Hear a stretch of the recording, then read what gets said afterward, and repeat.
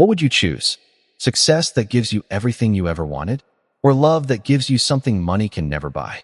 Because I once had it all. The money, the power, the fame. But one envelope changed everything. One decision destroyed my pride. And one woman changed the way I saw success forever. And what happened next will shock you. I was that millionaire. The man who believed success excused weakness. Crystal glasses, dim lights, perfume that did not belong to my home. I smiled across the table at a woman who admired my wealth, while my phone vibrated silently beside my hand. At that same moment, my pregnant wife was walking down cold marble steps, her palm resting on the life growing inside her. Signing papers, ending us. I was not always this man. I grew up in a one-room house, where rain slipped through the roof, and hunger spoke louder than dreams. My mother stitched clothes until her fingers bled. My father died with debts instead of dignity. I built everything from nothing, brick by brick, failure by failure. I slept in offices. I swallowed humiliation. I promised myself that when I became powerful, I would never feel small again. Then I met her. She saw the tired boy inside the ambitious man. She believed in me. When banks refused me, she sold her jewelry so I could pay my first employees. She whispered courage into my doubts. When I became a billionaire, the world applauded, but I slowly stopped listening to the only voice that had lifted me there. Success made noise. Her love was quiet, and I chose noise. The night the affair felt glamorous, my phone finally stopped vibrating. I checked it casually. A message from my lawyer. Subject line: divorce filing confirmed. My chest tightened. The restaurant lights felt harsh. The laughter across from me sounded hollow. I drove home to a house that echoed. Her closet was half empty. On the bed, a single envelope. Inside it, a letter in her steady handwriting. She wrote that she loved the man who once fought the world, not the one who now fought his own conscience. She wrote that our child deserved a father with integrity, not just influence. My wealth suddenly felt weightless. For the first time since childhood, I felt small again, and I realized something terrifying. I had conquered poverty, but I was about to lose my family. I stood there, holding her letter, understanding that this was the real battle of my life, and I knew what I had to do next. I did not call her, not immediately. For the first time in years, I sat in silence. No assistance, no board meetings, no applause, just the sound of my own breathing and the echo of her words. Integrity, father, battle. I walked into the nursery we had painted together. Soft yellow walls, a half-built crib, her folded maternity shawl resting on the chair. I touched the wood of the crib, and my hands trembled. This empire I built from dust suddenly felt fragile. I remembered the nights she waited for me. Dinner cold, eyes tired, still smiling. I remembered the day she sold her last gold bracelet so I could pay salaries on time. She never asked for luxury, only presence, and I gave her absence. The affair had not begun with passion. It began with ego, with admiration, with someone who praised my power, but never questioned my character. It felt easy. My wife was not easy.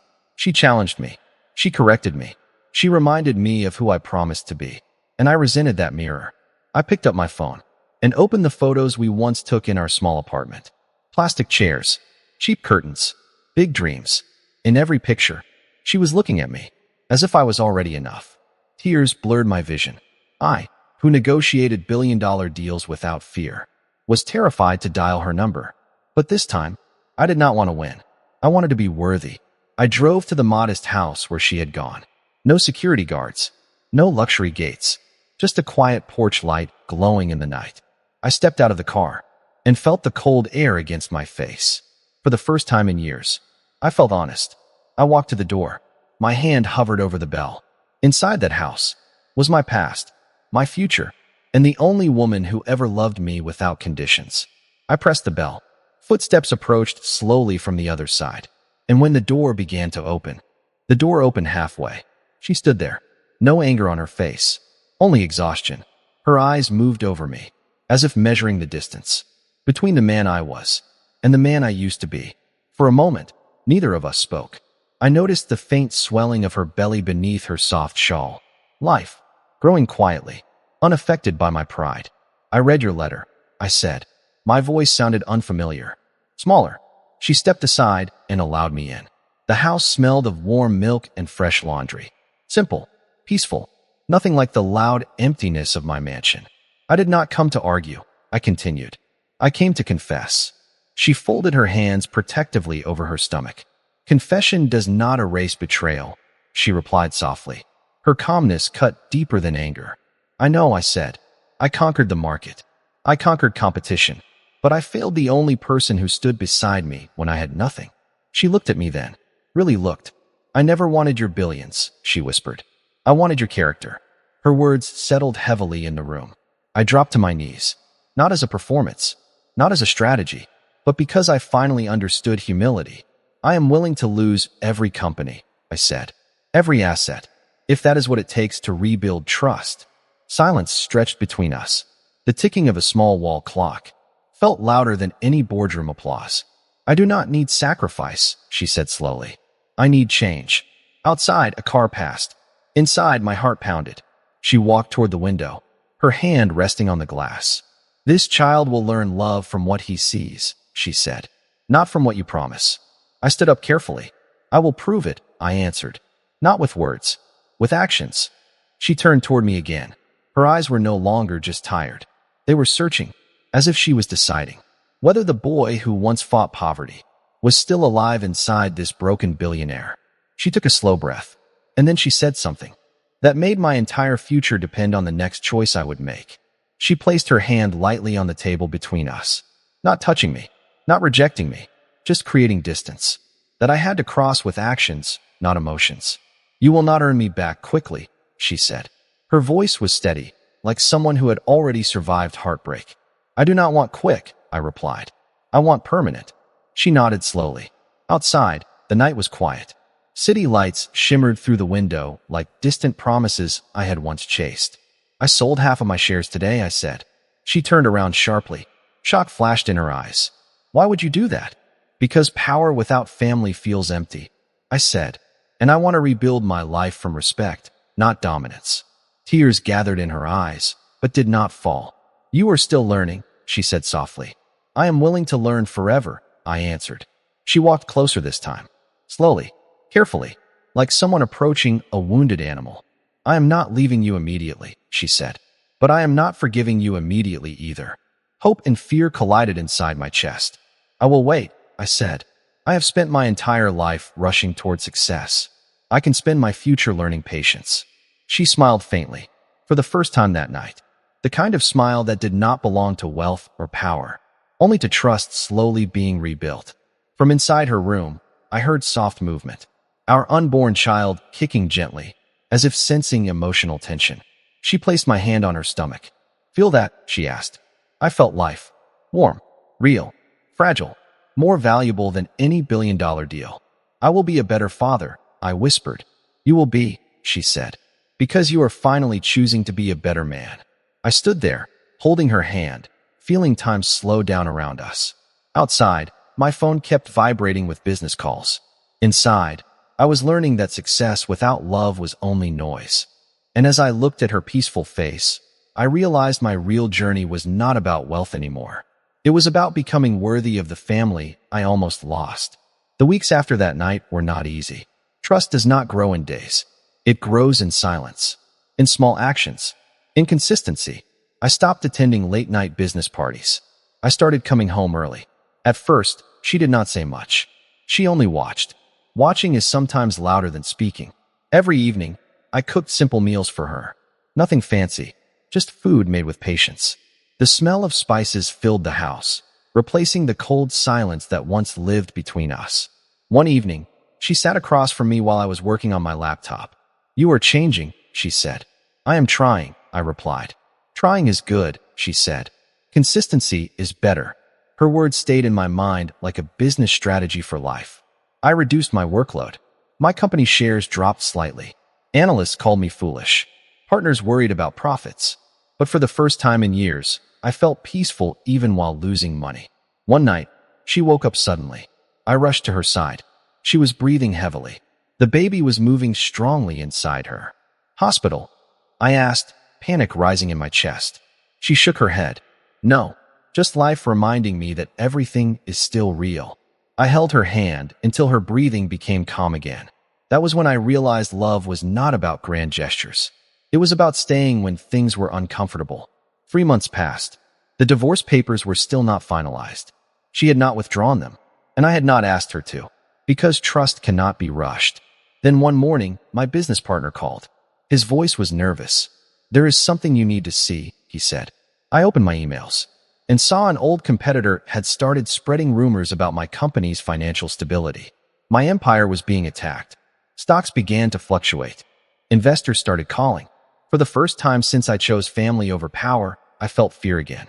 But I looked at my wife, sitting quietly near the window, sunlight touching her face. And I remembered, I was not fighting alone anymore. I was fighting for something much bigger than money. I did not panic, not like before. In the past, I would have rushed to meetings, called lawyers, destroyed competitors with aggressive strategies. But now I sat quietly, breathing slowly, thinking clearly.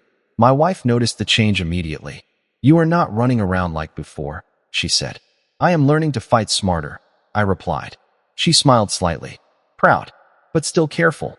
That evening, I visited my office alone. The glass windows reflected my face, a face that carried both wealth and regret. My financial team was waiting. "Investors are worried," my chief advisor said. "They think you are distracted because of personal matters." I nodded. "They are correct," I said calmly. Silence filled the room. Then I spoke again. "But tell them something else. Tell them I am building long-term stability, not short-term excitement." We spent the next weeks restructuring debt, negotiating calmly. No emotional decisions, just patient intelligence. Meanwhile, at home, my wife started preparing baby clothes. Tiny socks, soft blankets. Her happiness was quiet but real. One night, she said something that changed everything. "If this child grows up seeing you respect life more than money, then I have already won," she said.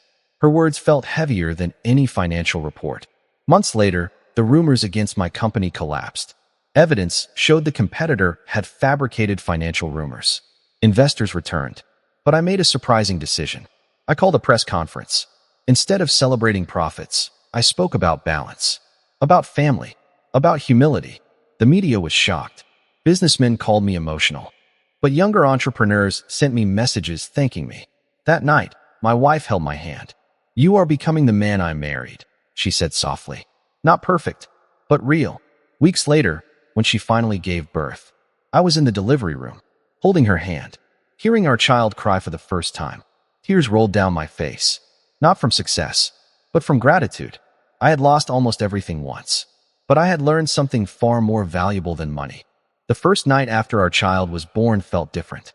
The house was quiet, but not empty. Soft baby cries filled the rooms like gentle music.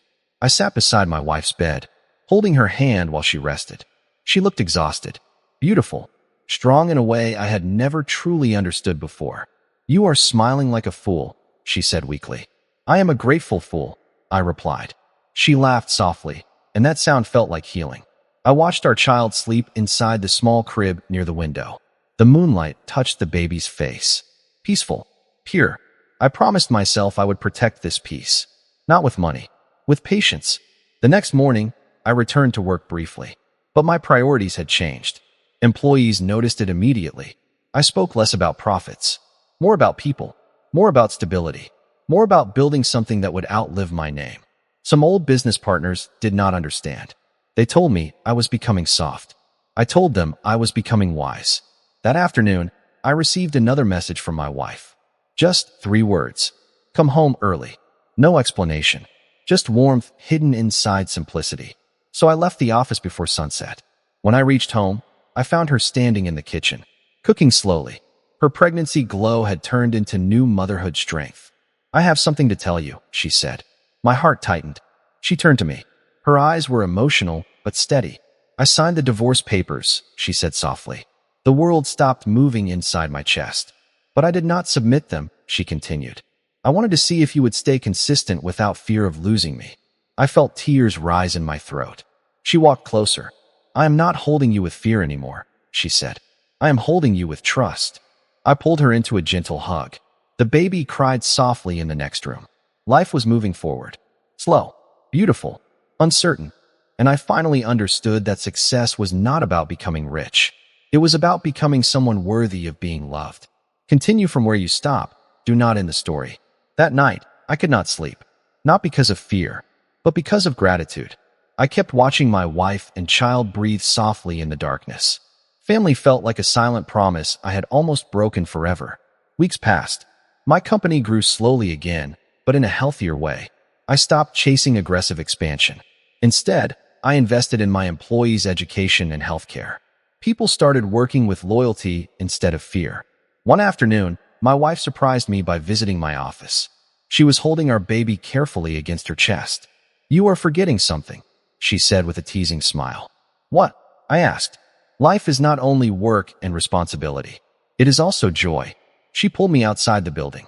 We walked together in the sunlight. Normal. Simple. No cameras. No security guards. Just a man, a woman, and their child walking on the street like ordinary people. I felt rich in a way money never made me feel. That evening, I received a call from my old competitor, the same man who had spread rumors about my company. He wanted to meet. I wanted to refuse. But my wife said something wise. Forgiveness is not weakness. It is control over your own heart. So I met him. He looked older, tired. He admitted that he had tried to destroy me out of jealousy. "I thought wealth was everything," he said, "but I lost my family chasing it." I told him something I had learned the hard way. Build success, but never build it on hatred. I left the meeting feeling lighter. At home, my wife was feeding our child slowly, humming softly. She looked up at me and said, "You look peaceful." "I am," I replied. For the first time in my life, peace felt stronger than power. And as I sat beside my family, listening to the soft rhythm of our child's breathing, I realized my real wealth was not measured in numbers. That realization changed the way I looked at every decision I made. I started spending more evenings at home, reading stories to my child, watching my wife rest after long days of caring for our family. Sometimes, she would watch me quietly while I worked on my laptop beside her bed. "What are you thinking about?" she asked one night. "I am thinking about how close I came to losing all of this," I replied. She reached for my hand. "You lost it once," she said softly. "Now you are building it back with wisdom." Her words felt like medicine for my past mistakes. Months passed. My company launched a new social impact project, helping struggling families start small businesses. People called it unusual for a billionaire. But I knew something they did not. True strength was not dominating markets. It was improving lives. One evening, while I was reviewing project reports, my wife came to me with a serious expression. "There is something I want to discuss," she said. My chest tightened slightly. "What is it?" She sat beside me. "Our child will grow up soon," she said. "And I want you to promise something." "Anything," I said immediately. "Promise that success will never again make you forget who you are." I felt emotional hearing those words. "I promise," I said slowly. "Not just for you. For myself." She smiled. But that same night, I received an unexpected message from my former mistress. Just one sentence. "I want to apologize." I stared at the message for a long time. Then I showed it to my wife. She did not react with anger, only calm maturity. "You must close every unfinished emotional door," she said. "Not with hatred, with closure." The next day, I replied politely, thanking her for the apology and wishing her peace in her own life. I felt lighter after that, like I had finally put down a heavy burden I had been carrying for years. That evening, I held my wife and child close while watching the sunset through our home window. And I understood something deeper than success. Real victory was not building an empire. It was rebuilding a broken heart with honesty, love, and patience. Time kept moving forward. But this time, I was not afraid of it. I started teaching my child small lessons even before he could speak. Patience, kindness, respect for hard work. I wanted him to grow up knowing that wealth was only useful when it carried dignity inside it. One evening, my wife and I sat on the balcony. The sky was turning orange and purple. She rested her head on my shoulder. "You have changed a lot," she said quietly. "I hope I have changed for the better," I replied. "You have," she said, "but change is not finished. It is a lifelong journey." Her wisdom always felt heavier than any business advice I ever received. A few days later, I faced my biggest professional challenge yet. A new global competitor entered the market. They were aggressive, fast, willing to sacrifice ethics for profit. My board members wanted me to fight fire with fire. But I remembered my wife's words. Build success, but never build it on hatred. So instead of attacking, I improved my products, improved customer service, invested in research. Slow, steady, strong like a growing tree, not like a storm. At home, my child started learning to crawl. My wife laughed with joy every time he moved toward me, as if life was teaching me to move forward slowly but surely. One night, she suddenly became emotional. "I am afraid sometimes," she admitted. "Of what?" I asked gently. "Of losing this peace again." I hugged her tightly. "You will never fight life alone again," I told her. And I meant it. That night, I realized my life was no longer about becoming the richest man in the room. It was about becoming the safest place for my family. Outside, the world kept chasing money. But inside our home, we were chasing something far more valuable: love, trust, and the quiet happiness of being together, no matter what challenges the future would bring. That was the moment I truly understood happiness, not as a destination, but as a quiet feeling that lives inside honest hearts. Years passed. My business became globally respected, not because I was the richest man, but because I built it with fairness and compassion. My child grew up fast, running through the garden, laughing loudly under warm sunlight. My wife and I grew older together, not perfectly, but beautifully. One evening, we sat together on our balcony, watching the sunset fall slowly behind the city skyline. Her hair had a few silver strands now. Mine had too. She held my hand tightly. "Do you regret anything?" she asked softly. I thought carefully before answering. "Yes," I said honestly. "What do you regret?" she asked. "I regret the years I wasted chasing success without valuing the people who loved me." She smiled gently. "But you learned," she said. "Yes," I replied, "and learning saved my life." That night, our child came to us with a school drawing. It showed our family standing together under a big, bright sun. "Why did you draw us like this?" I asked. "Because family is my home," he said innocently. I felt tears fill my eyes. Success had given me money, but love had given me meaning. Later that night, I hugged my wife and whispered, "Thank you for not giving up on me when I almost gave up on myself." She kissed my forehead. "You became who you were always meant to be," she said. And in that quiet moment, I realized the greatest truth of my life. Money can build houses. Power can build empires. But only love can build a life worth living. Moral of the story: never sacrifice love for success. Because success can be rebuilt, but lost time with loved ones can never truly be returned. True victory is not becoming powerful in the world, but becoming valuable in the hearts of the people who matter most. The story ends here with peace, gratitude, and hope for everyone who is still fighting for a better tomorrow. If this story touched your heart, don't forget to like, share, and subscribe to Heart Touch Story for more emotional and inspiring stories like this. Leave a comment and tell us, what matters more to you, money or family? Remember, every great success story begins with struggle, love, and belief in yourself. Stay connected for more heart-touching stories that inspire hope and strength in life.